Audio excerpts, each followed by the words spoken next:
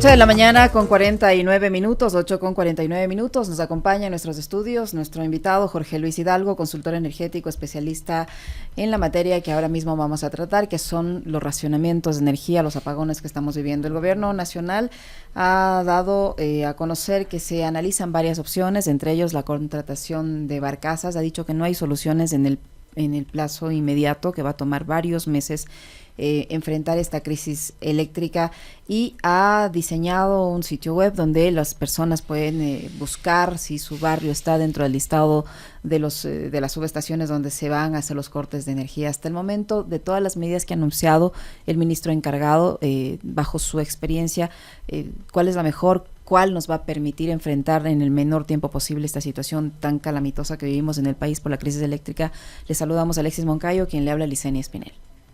Licenia, Alexis, un gusto. Bienvenido. En su radio, buenos días, un abrazo solidario a la ciudadanía que está viviendo y atravesando estos desafíos, que es el peor de los impuestos. Uh-huh. El impuesto de no tener luz implica varios problemas, como por ejemplo familiares que están conectados a equipos electrónicos que permiten, por ejemplo, un respirador o apoyos de respiración, equipos que se están dañando, productos que se están dañando. Entonces realmente es el peor de los impuestos. Dicho esto, yo creo que la ciudadanía es resiliente y es valerosa. Yo creo que vamos a salir de esta y de otros desafíos más.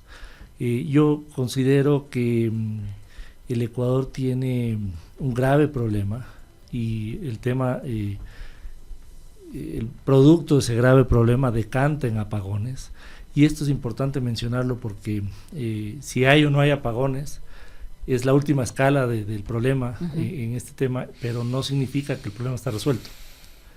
Es decir, lamentablemente para muchos en la ciudadanía deben pensar que cuando no hay apagones ya está todo resuelto, ya no tienen desafíos eléctricos, su vida es normal, pero el tras bastidores es el que le complican y nos complican cada vez más.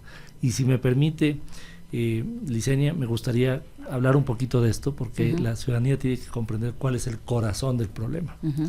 El corazón del problema, y además porque si no analizamos el corazón del problema no vamos a encontrar una solución. Y vamos a seguir permanentemente con apagones en el próximo estiaje, el próximo año, etcétera, etcétera. Si bien es cierto, de forma paliativa, el ministro Luque está tratando de traer barcazas y cosas emergentes, el gran desafío es el costo, ¿sí? Y de dónde salen además los recursos para pagar uh-huh, ese costo. Entonces ahí quiero hacer un símil de un poco de antecedentes de qué es lo que ha pasado. Resulta que el Ecuador tiene un pecado original, que es que en la recaudación de la tarifa eléctrica solo se recauda lo suficiente para hacer mantenimiento y operaciones. Esto quiere decir que para hacer nuevas inversiones le corresponde al Estado central hacerlas. Uh-huh. En otros momentos, digamos que en otros momentos era medio posible porque el Estado tenía cierto nivel de recursos para poder maniobrar esto. Pero hoy por hoy el Estado está quebrado. Uh-huh. Y es el encargado de hacer nuevas inversiones. Fíjense que el Coca-Cola Sinclair lo contabilizan como si fuera una donación, ¿sí? O sea, no hay en la recaudación montos que hagan un retorno de inversiones o un plan de expansión, ¿sí? Y esto creo que lleva, no sé, décadas, o sea, ni siquiera sé desde cuándo, pero lleva muchos años. A partir de ahí se agrava el asunto en la época del presidente Moreno, con la ministra Eva García, porque se ponen aún más regalones y le dicen, oiga, nosotros vamos a dar doble subsidio a grandes industriales y grandes mineras, uh-huh, y les vamos a cobrar 5 centavos el kilovatio hora. A los sectores de donde provenía la ministra. Bueno, ahí ya no sé, pero le dio. El tema es que se recauda menos como para poder invertir, que es lo que usted decía, que lo que se recauda no avanza sino solo para el mantenimiento. Anteriormente. Exacto. Pero con este nuevo regalo, desde hace 6 años, dejamos de percibir ingresos. Ya no alcanzaba ni para expansión, ni para mantenimiento y operaciones. Pero ahora, Jorge Luis, por ejemplo, se está hablando y mucho sobre la posibilidad de que el Fondo Monetario Internacional le conceda un nuevo crédito al Ecuador de $3,000 millones. Digo, sería mucho mejor que esos $3,000 millones sirvan para invertirlos en un proyecto energético que para pagar deuda, porque se va a adquirir deuda para pagar deuda. ¿Por qué no se usa eso para proyectos de inversión en materia energética? Pues es que al final del día, Alexis... que también termina siendo deuda. Pero al punto que voy es que si usted tiene una panadería, le cuesta el producir pan 10 centavos, pero usted lo vende a 5 centavos, no importa de dónde salga el dinero, no importa si nos prestan o no, ¿qué cree que le va a pasar a la panadería? Va a quebrar. Entonces, a partir de ahí, cuando se le dio este doble subsidio y los grandes industriales pagaban 5 centavos el kilovatio hora, le genera un hueco económico al sector eléctrico, no financiado por finanzas, porque finanzas no le dice yo le compenso lo que usted va a regalar, y ese hueco le genera $600 millones al sector eléctrico. A partir de ahí, digamos, ha pasado otras cosas, pero para aprovechar el tiempo y irnos a la parte importante. Nos agarra el apuro el año pasado, entonces nosotros le compramos a Colombia electricidad, por si no teníamos más apagones, pese a que lo hubo, podría haber visto mucho más apagones. Le compramos $288 millones en electricidad. Esto es el equivalente a una nueva hidroeléctrica de 130 megavatios, más o menos. Le compramos 288 millones, pero ¿a qué precio? Resulta que nos vendió a un precio promedio de 21 centavos el kilovatio hora, una cantidad de 1.250 gigavatios hora, a 288 millones, en promedio 21 centavos. Pero Ecuador también le exportó energía, porque son transacciones momentáneas, en algunos momentos nosotros estamos con mayores embalses, etcétera. Y nosotros le vendimos 550 gigavatios hora, pero en promedio, y le cobramos $33 millones, pero en promedio le vendimos a solo 6.1 centavos el kilovatio hora, pese a que ellos nos vendieron a 21 centavos en promedio, con picos de hasta 64 centavos. Nosotros le vendemos a 6.1 centavos el kilovatio hora, con picos menores de hasta 2 centavos el kilovatio hora. En resumen, no solo le subsidiamos la electricidad a las grandes mineras, sino también a Colombia. ¿Usted cree que puede sostenerse un sistema eléctrico así? Por eso es que usted ve que ahorita, por ejemplo, tenemos un parque termoeléctrico que solo funciona a la mitad. Y evidentemente podemos culpar lo que quiera, o sea, que no se hizo bien, que el otro no gestionó, que esto, que el otro. Pero sin recursos usted lo trae al mejor gerente del mundo en temas eléctricos y va a quebrar. A partir de ahí, la última semana del gobierno del presidente Lasso, el ministro Santos elimina este subsidio eléctrico para las industrias que le había dado la señora Eva García.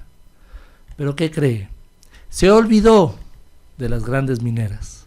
Y hoy por hoy, mientras estamos en apagones, estamos trayendo barcazas, le compramos hasta 64 centavos el kilovatio hora a los amigos colombianos en importación de electricidad. Ellos pagan 5 centavos el kilovatio hora. Entonces no puede ser esa falta de empatía. Esto, hago un ejemplo para la ciudadanía, esto es como una familia que se endeuda el padre y la madre para comprar alimentos y el hijo le exige que le mantenga la mesada porque quiere irse de fiesta. Esto tiene que cortarse ya. Y si las autoridades, como es correcto, hoy por hoy se quejan de que no hay dinero, porque es real, ¿qué hacemos? Pues dándole subsidios eléctricos a las grandes mineras, que solo pagan 5 centavos. Y esto gracias a la ciudadanía, gracias a medios de comunicación como este, gracias a la opinión pública, se puso, se mostró, este subsidio que tenían las grandes industrias y que quieren medio taparlo para que no se sepa que las grandes mineras tienen ese subsidio. Y estas grandes industrias, estas grandes mineras, ¿no tienen su propia generación eléctrica? ¿No les han obligado a estos grandes sectores a tener su propia generación eléctrica, a utilizar sus propias plantas en estos momentos de crisis? Eso es lo que dijo la presidenta de la Cámara de Industriales, una señora Orozco, que por favor, no tengo nada personal con ni los mineros ni con nada. Parece que son sectores que ojalá puedan ir creciendo y desarrollándose, pero no a través de subsidios. La señora Orozco dijo, nosotros hemos apoyado al país, porque cuando no ha habido electricidad, nosotros hemos generado con nuestras termoeléctricas. ¿Sabe con qué diésel? Con diésel importado y subsidiado, pues. Porque es que el país vive un modelo mental en que el que pensamos que todo tiene que ser subsidiado, pero las cosas subsidiadas al final del día cuestan más. todo el ahorro que generaron en beneficios de subsidios, ahorita lo están pagando con apagones. ¿Qué tal ese negocio? Y además con apagones, pero no solo para estos sectores, pues, porque pregúntele al presidente de la Cámara de Acuacultura, el señor Campuzano, es el que más se queja de los apagones, y su sector era el que menos pagaba, pues, electricidad. ¿Qué pensaba que iba a pasar si pagan menos? Entonces, ahí, primera cosa que yo me permito sugerir es, al final del día, y esto un poco me parece que es importante que se entienda, yo puedo dar soluciones acá, y quedo bien, porque además facilito, pues, en la comodidad de esta entrevista, hacerme el genio y dar soluciones. Todo el mundo la tiene. ¿Usted cree que la gente de los exfuncionarios que salieron y los que van a entrar no lo sabían? ¿Usted cree que ellos no eran capaces de ver estas soluciones? Pero se necesita decisión política. Se necesita recursos. Decisión política y recursos. Por supuesto. Y estas decisiones vienen de muy arriba. Bueno. O sea, si los ministros y el presidente no deciden ejecutar, porque recursos en este país, Jorge Luis, ha habido. El problema es que se han desviado a otros rubros, no sé. Pero del 2017 acá, el país se ha endeudado por encima de los 35.000, 40.000 millones de dólares. Y la pregunta es, ¿de dónde se fue esa plata durante todos estos 8 años? Pero bueno, yo, digamos, quiero separar esa parte que es correcto, porque en el sector eléctrico ha estado medio encapsulado, porque no le da recursos finanzas, y el que ha aguantado los subsidios ha sido el sector eléctrico. Por eso es que si usted contabiliza 600 millones de dólares de regalos a las mineras y a los industriales, más 288 millones de dólares, que es lo que le compramos de electricidad a Colombia, más 286% de aumento del diésel eléctrico, que es diésel importado y subsidiado. Ahí, por ejemplo, tiene un gran ganador, que son los importadores de combustibles. Así es. Póngale unos 200 millones de dólares, tal vez si quiere puede ser más. Ahí ya tiene 1.000 millones. ¿Quién ha afrontado esos 1.000 millones? El sector eléctrico, porque no ha recibido aportes de finanzas. Y a partir de ahí, obviamente, estamos en una crisis aún mayor, porque ya Colombia ni siquiera nos quiere vender, no porque hay un tema político, que es que nos pusimos bravos con el presidente y tal, porque ellos estaban haciendo el negocio de su vida. Les encanta vendernos electricidad a los hermanos colombianos. Lo que pasa es que no tienen para vender. Y además, el Ecuador ya, pues, ¿hasta cuándo vamos a ser ingenuos? A los hermanos colombianos, cuando nos sobra energía, hay que venderles. Pero al mismo precio. Pero con las mismas condiciones, claro. Pues. O vamos a ser ingenuos y hacer lo que están haciendo hasta el día de hoy, con, obviamente, evidencia de precios, porque si bien es cierto, todo depende en qué momentos compremos la electricidad. También es cierto que nosotros no calculamos costos de amortización de inversiones. Pero yo quiero adelantarme un poquito más, que es la parte importante, porque le he escuchado al ministro Luque, que creo que es un hombre bien intencionado, me parece que es un estadista, lo veo claro en los conceptos, que dice que hay que importar gas. Nuevamente, recuerden la palabra, importación de combustibles, los importadores de combustibles. Entonces, claro, si le pregunto a ustedes, que son gente conocedora, que está en el medio, ¿qué opinan de la importación de gas?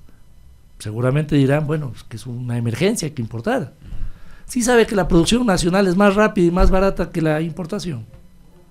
Es 70% más barato producir aquí nacionalmente. Y en Campo Amistad se necesita hacer workover y mantenimientos urgentes para levantar producción. Pero la tara es ya posicionada por los importadores de combustibles. Hay que importar emergentemente importación de combustibles.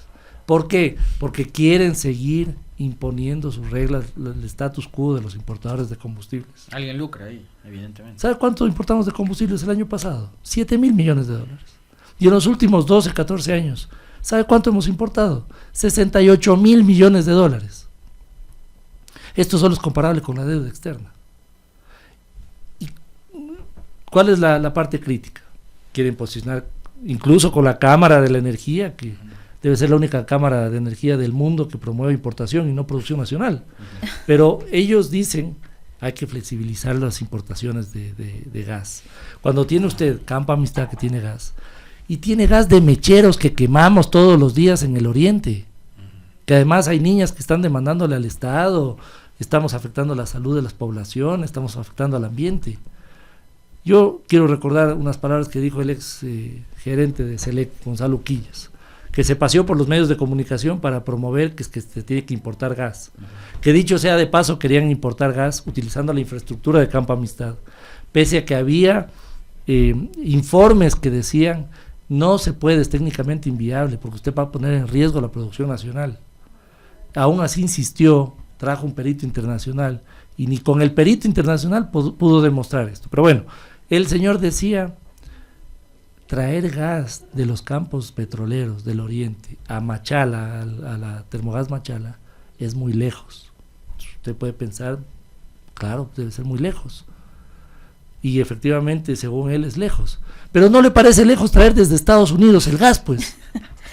Jorge Luis, le voy a proponer que nos acompañe en otro momento, en esta misma semana, porque se nos ha agotado ya el tiempo. Tenemos otro programa que está por comenzar, estamos algo retrasados, y usted también se nos retrasó un poquito. Así es que le propongo, ¿qué tal si nos puede acompañar mañana más temprano? Analizamos el caso de forma un poco más amplia, porque está muy interesante la conversación. Gracias, bueno, lo coordinamos internamente, encantado. Ok, gracias. Perfecto, muchísimas gracias. Jorge Luis Hidalgo, consultor energético que ha estado con nosotros, 9:06.